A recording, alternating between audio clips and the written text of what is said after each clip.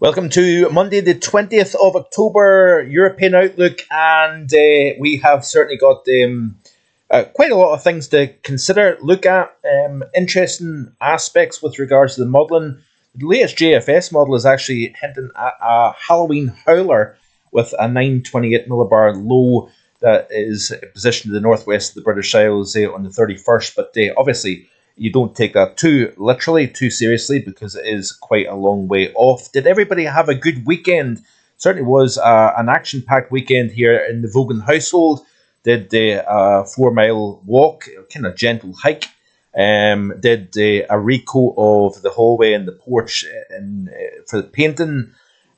Obviously, it was a content-filled weekend as well, with regards to the live stream on Saturday evening and also the Tropical Outlook last night as well. So it was a busy old weekend. I'll leave a link in the description below today's video for those videos that were released over the course of the weekend. Upcoming weekend, we have got winter update number 2 on Saturday at 7 p.m.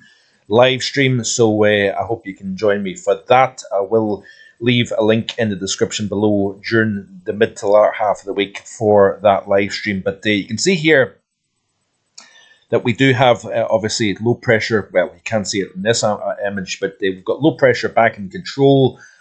Quite a wet and for some windy weekend. That is continuing into the beginning of this working week, and we've got areas of low pressure that are kind of spiraling around the trough over our part of the world. And what is going to happen is that's eventually going to shift eastwards, and we're going to pull some Arctic air down from the north. So a fairly chilly end to the week and weekend coming up. But I'm really kind of watching the Man-Julian oscillation really amplifying in the Indian Ocean and into the maritime continent. And what influences this is having could be quite significant for further down the road. Widespread subsidence, this is the upcoming 7 days of the GFS ensemble. Strong subsidence over the Americas, Atlantic and Africa, Europe as well.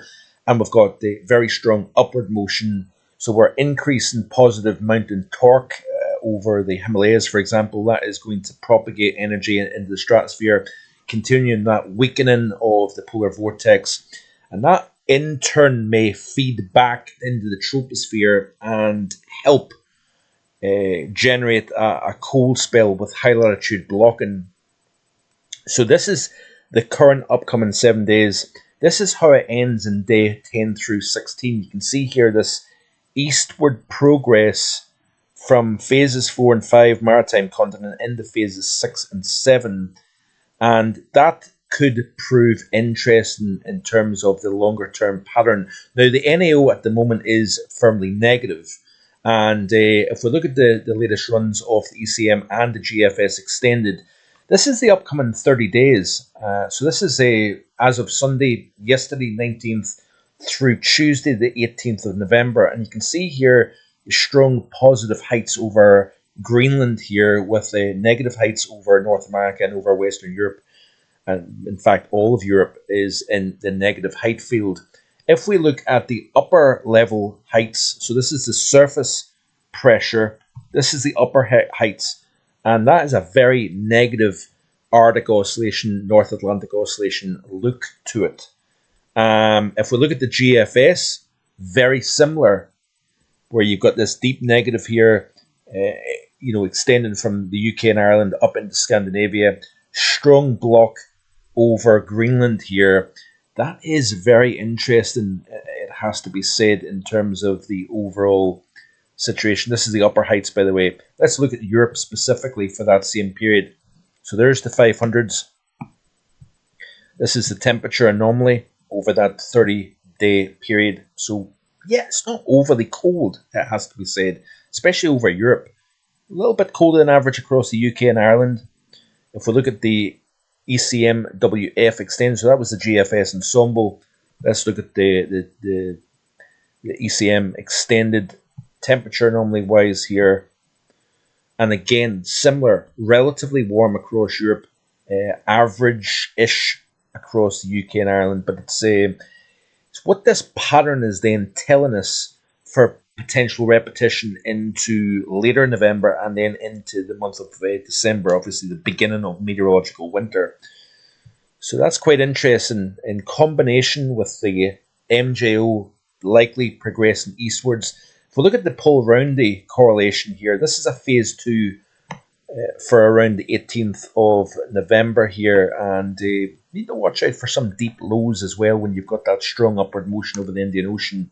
That can lead to an enhanced jet across the Atlantic and so on and so forth. But this is the phase 1.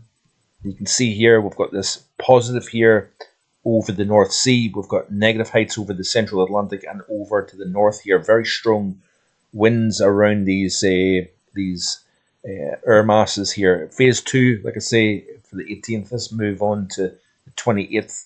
And you've got this negative heights over the North Atlantic and Greenland here, which is interesting. That's kind of going against what the current situation is like. But if we then shift to a phase 6 for the 28th, you've got a complete opposite. So this is phase 2. You can see here the negatives over the North Atlantic and Greenland here. Very strong positive north of the Aleutians, for example, and extending into Scandinavia. But if we skip from a phase 2 to a phase 6, you're reversing it completely. Strong negative where the positives are, and also strong positive where the negatives are over the North Atlantic and Greenland here. So quite interesting to see this showing up, and something that I'm going to be paying quite close attention to down the road. If we look at the upcoming 7 days according to the European view, so if we look at Europe, and we've got the upper heights at the moment, so skip back. This is how this pattern is evolving here. Through the course of the weekend, we're seeing this area of low pressure moving in, replacing that high with low. Got 2 areas of low pressure over Europe here, one over the UK, one over the far east over the continent. Then continue to play through. We've got this low height field, dominant low pressure, that takes us into the middle portions of the week. And then as we head towards the latter half of this week, heights rise over the Atlantic, and then that low pressure sweeps eastwards, allowing the northerly flow. If we look at the Atlantic view, actually, that would make a little bit more sense. Go back to the current situation, and you can see here that we've got this strong block. It's a kind of negative, a west-based negative NAO signal at the moment here. But watch what happens as we progress through the course of this working week. We've got this trough that kind of dumbbells southwards in over the UK and Ireland, and then that high then shifts eastwards, further east over Greenland, and then we have that northerly flow to contend with. And then as we continue to play through, we've got kind of the high then shifts back south into the southwest of Europe here. Trough, it kind of sweeps over the top. That could be the result of that increase in amplified MJO over the Indian Ocean. I wouldn't be surprised if we see potentially a stormy end of the month, and then beginning to November, continue to play through, and then you notice here that we've got this high pressure lingering over Greenland, which is quite interesting here. So remember the timing as well. We've actually got a pattern at the moment, negative AO, negative NAO.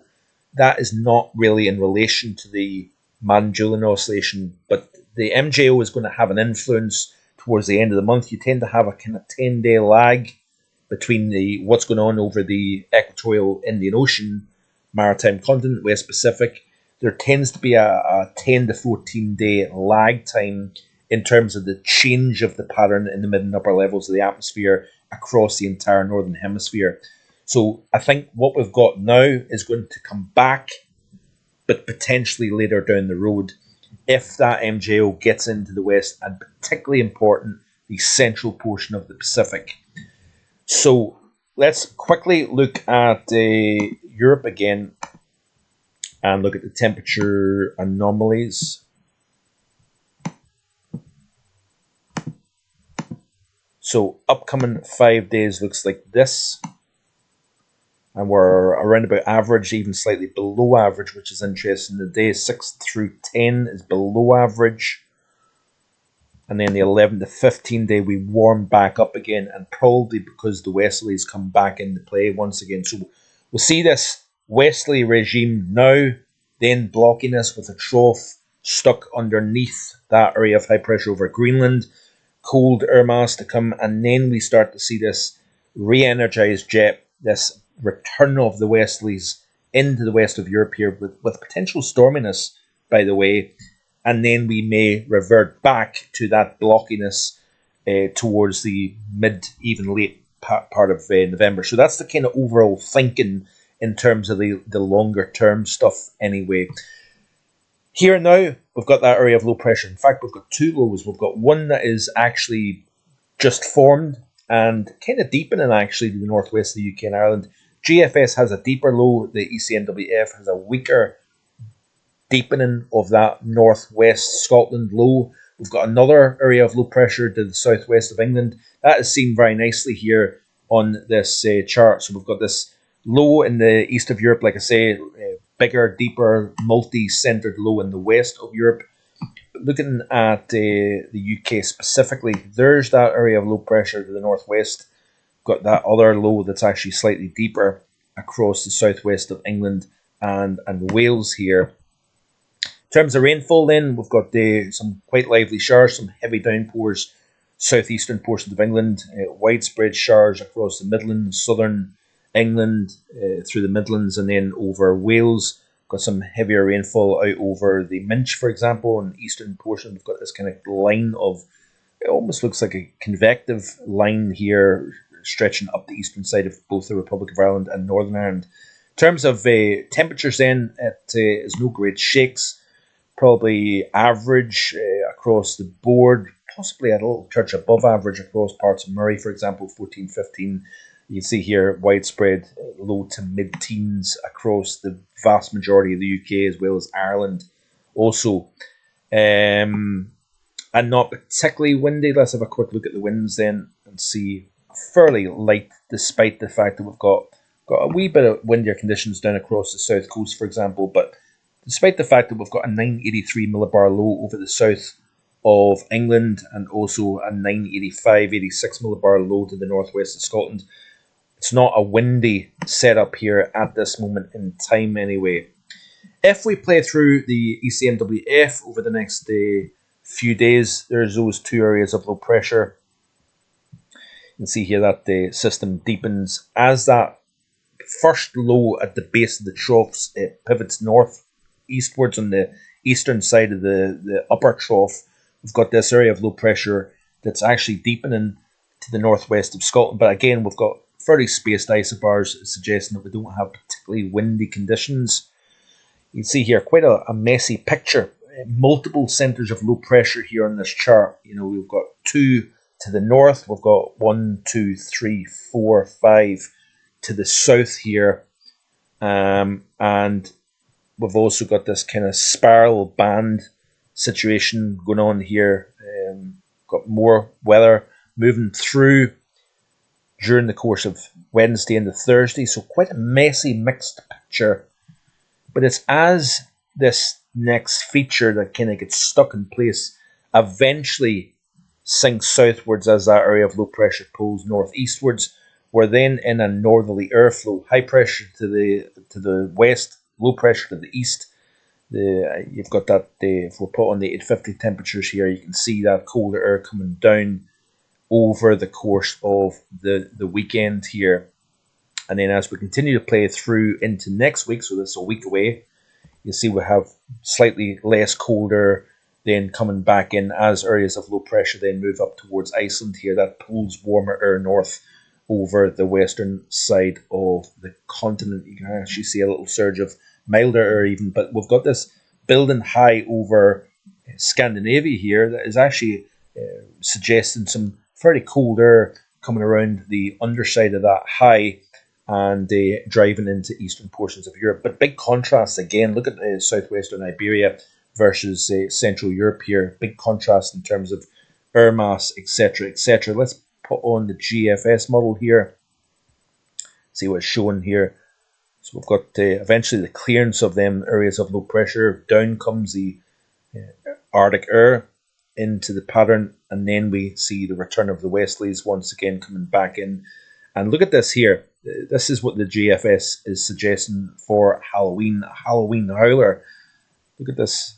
Pressure down to 928 millibars. Granted, it's up near Iceland, but certainly that is a fairly large area of low pressure.